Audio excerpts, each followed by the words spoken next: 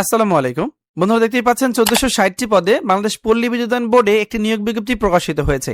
So এখানে কিন্তু একটা ক্যাটাগরির পদে 1460 জন লোক নিয়োগ করা হবে, আর এই পদের নাম হচ্ছে meter reader cum Messenger. So এখানে আবেদন করতে কি কি প্রয়োজন হবে, কত টাকা খরচ হবে এবং কিভাবে আবেদনটি করতে হবে, বিশেষ করে আবেদন করার পর আপনি পরীক্ষার ফির টাকা কিভাবে জমা করবেন, সবকিছু ভিডিওতে আলোচনা করব। আশা করি ধৈর্য সহকারে সম্পূর্ণ ভিডিওটা দেখবেন। আর আপনাদের মধ্যে যারা এই পল্লী বিদ্যুতায়ন বোর্ডের মিটার রিডার কাম মেসেঞ্জারের জন্য আপডেট চূড়ান্ত সাজেশন 2026 সালে নিতে যাচ্ছেন, দেখতে পাচ্ছেন আমার কাছে আপডেট চূড়ান্ত সাজেশন আছে মিটার রিডার কাম মেসেঞ্জারের জন্য। সো এটা যারা নিতে চাচ্ছেন, দেখতে পাচ্ছেন আমাদের হোয়াটসঅ্যাপ নাম্বার দেওয়া আছে। এই হোয়াটসঅ্যাপ নাম্বারে যোগাযোগ করে 100 টাকা পেমেন্ট করে আজ এই সাজেশনটি সংগ্রহ করে ভালো করে শুরু থেকে প্রিপারেশন নেবেন। ঠিক আছে, যে কোনো সার্কুলার প্রকাশিত হলে আগে ভালো করে লিখিত পরীক্ষার জন্য প্রিপারেশন নিতে হয়। সো এই সাজেশনটি খুবই গুরুত্বপূর্ণ। চলুন আমরা কথা না বেরো দেখে নেই এই যে পল্লী বিদ্যুতায়ন বোর্ডের যে নিয়োগ বিধি প্রকাশিত হয়েছে সেটি সম্বন্ধে বিস্তারিত। সো এখানে কিন্তু একটাই পদ মিটার রিডার কাম মেসেঞ্জার, 1460 জন লোক নিয়োগ করা হবে, যাদের বয়স 18 থেকে 25 বছরের মধ্যে তারা কিন্তু এখানে আবেদন করতে পারবে। আর প্রার্থীকে এসএসসি পরীক্ষায় উত্তীর্ণ হতে হবে। প্রার্থীর অবশ্যই যোগ বিয়োগ গুণ ভাগ করার দক্ষতা থাকতে হবে, হাতের লেখা সুন্দর হতে হবে।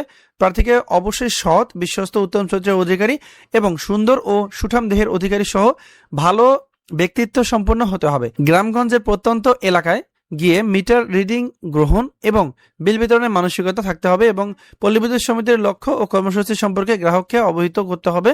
বাইসাইকেল চালানো পারদর্শী হতে হবে এবং অবশ্যই নিজ বাইসাইকেল থাকতে হবে।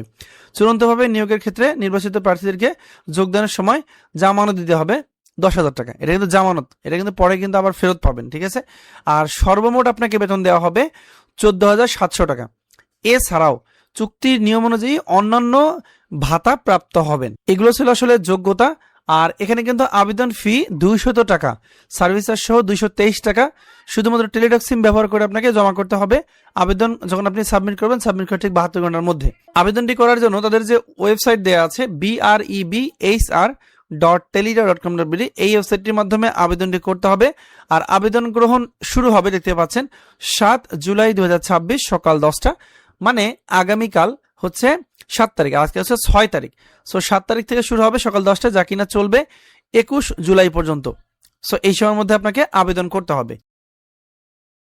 আর এই সার্কুলারটিতে ইতিপূর্বে যারা 2025 সালের এই যে সার্কুলারটি প্রকাশিত হয়েছিল, সেখানে যারা আবেদন করেছেন মিটার রিডার কাম মেসেঞ্জার পদে, আপনাদের নতুন করে আর আবেদন করার প্রয়োজন নাই, আগের আবেদনটি বহাল থাকবে। সো যারা ইতিপূর্বে আবেদন করতে পারেন নাই, শুধুমাত্র তাদের জন্যই এই সার্কুলারটি প্রকাশিত হয়েছে। যারা আগে আবেদন করেছিলেন তাদের নতুন করে আমি আবার বলে দিচ্ছি, আবেদন করার প্রয়োজন নাই।